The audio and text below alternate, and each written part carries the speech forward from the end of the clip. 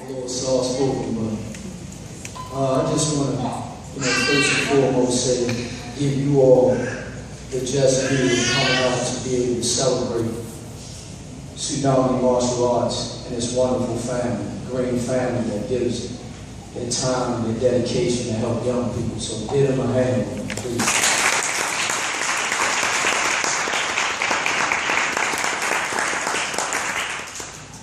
George, his theme is about building the next generation. And George talked about our childhood. And I'm big on celebrating the people that did it before me. And George is 3 years older than me, and he doesn't understand that because of him is the reason why I've been able to accomplish some of the things that I've been able to accomplish as a basketball player and as a businessman. When I was 9 years old, I was trying to play with the big boys. And him being 3 years old, he would allow me to play with him. He would put me on his team, and he believed in me. And from there, a bond and a trust was built. Whether I made a mistake or not, he would still believe in me and pick me over some of the kids that were older than him and some of the kids that was his age. That's something that young people, you have to understand. When someone gives you an opportunity and they put their hand out to grab and pull you up, you have to receive. So, when it was time for him to go to high school, my parents, being growing up in the city, my parents were like, I wanted to go to college, I wanted to go to Walbrook, my zone schools, and I wanted to be like my dad. Because my dad stayed with my mom and raised me, and he's my hero. But he said, son, I don't want you to follow my path, you have your own path. So when I met with George at 13 years old, he said, man, go to City College with me and play baseball. And I followed. Young people, you have to understand, when somebody gives themselves to you and they know what they're talking about and they know what they're doing, you have to embrace it. As George said, I never knew I was going to be a Harlem Globetrotter. Traveled 40-something countries, met every influential person you could ever imagine. But the one thing I understand more than anything is the power of people. And you have to love each other.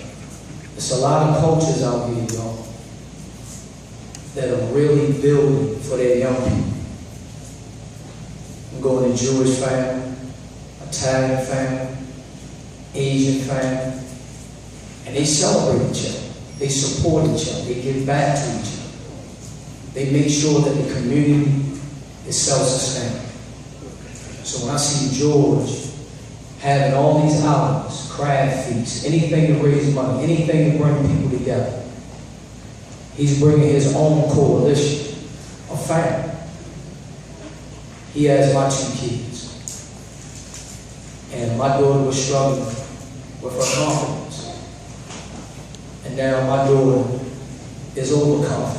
But she's confident, super confident. But I just want to say to you young people, you have to dream. And you have to believe in yourself. I was always short. I never passed the eye test. But my heart, big. There's nothing that nobody can tell me that I can't do. Nothing.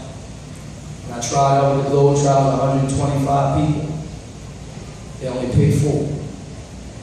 And I went to a small college, and everybody in there was North Carolina, Duke, Kansas.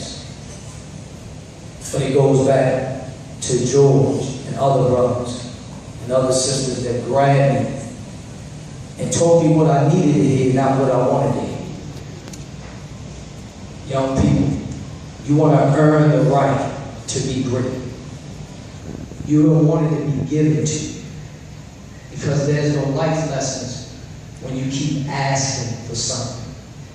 And keep your hand out, and you're taking, and you're taking, and you're taking. You have to give of yourself and give back to someone that's next to you and someone that's younger than you. That's what was given to George to me. And by me having a dad that told me the truth. You have to understand, truth, young people, sometimes it hurts. Sometimes it's pain. Sometimes it's going to be something that has to be inside you where you have to take the L so someone else can gain.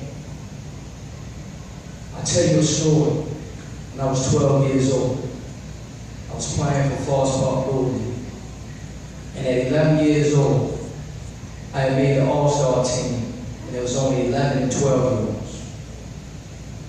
I was the only 11-year-old on the all-star team. And the next year, we had won the championship and everything, and I thought I was smelling myself. So we had a new coach. And that coach was hard. And I'll never forget, I came home because my father started working 311 because he was a correctional officer. When I came home, I said, "Dad, this coach, man, do we know who I am? Like, he doing me wrong. I mean, these kids, we 0-13. So I'm giving them a hard time because I think I'm it. I think I'm the best." He said, "Son, this is what you're going to do. First of all, you're never bigger than the game of life, and you're never bigger than the game of baseball. You're going to go to that coach and apologize. You're going to work with your guys. You're going to come early, stay late, and you're going to do exactly what that coach tells you." We won the second half. We won the championship, and then we were one game from the Little League World Series in Williamsburg. That life lesson has kept me humble to the day. Always give back, young people, and work hard. There's a tremendous discipline in karate. You learn how to learn yourself, and then you'll know how to add to a team. You gotta bring something. There's no such thing as excuses. You can't make excuses to fail. Anytime I make a mistake, anytime I'm wrong, I just tell the person I'm wrong and I move forward. So young people, I leave this with you. Always have a plan. Write your plan down. Write it down. Surround yourself with people that are smarter than you. You have this internet. You can Google. Learn about what it is that you want to do with your life. The second thing, you got to make a sacrifice.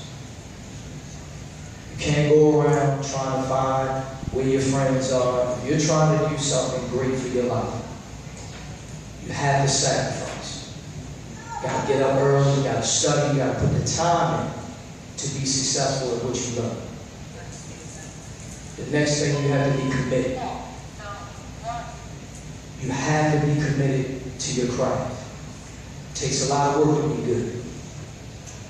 And then the one thing that I see with a lot of kids, that's why they act up, is channel your fear. We all are nervous, but you got to meet the fear head on. And understand, if you prepare yourself, the jitters will go away, and your talent and your gifts will prevail. And more importantly, no matter what the situation, do your best. Never go to bed saying, shoulda, coulda, woulda. Do your best. So in closing, I'm going to leave with this. It's something that we have for our young people. It's called the 4L philosophy. It's called loving, learning, living, leading. Anything you do in life, you got to have a passion for it. So you got to love it. Can't like it. Gotta love it. Then you have to learn what you love. So you have to study. You gotta prepare. Be a student of what it is that you want to be in life. And then you have to live what you learn. It's like studying for a test. Now you're prepared. Now you're going to ace the test. And then lead what you live. Now everybody sees you. Your greatness has prevailed. And now you're a leader by example. So young people, remember this. Love it, learn it, live it, lead. I want to thank George once again for allowing me to come out and speak to you all. I hope some things that I shared with you will encourage you. And just understand humility, young people. Be humble and celebrate the people that did it before you.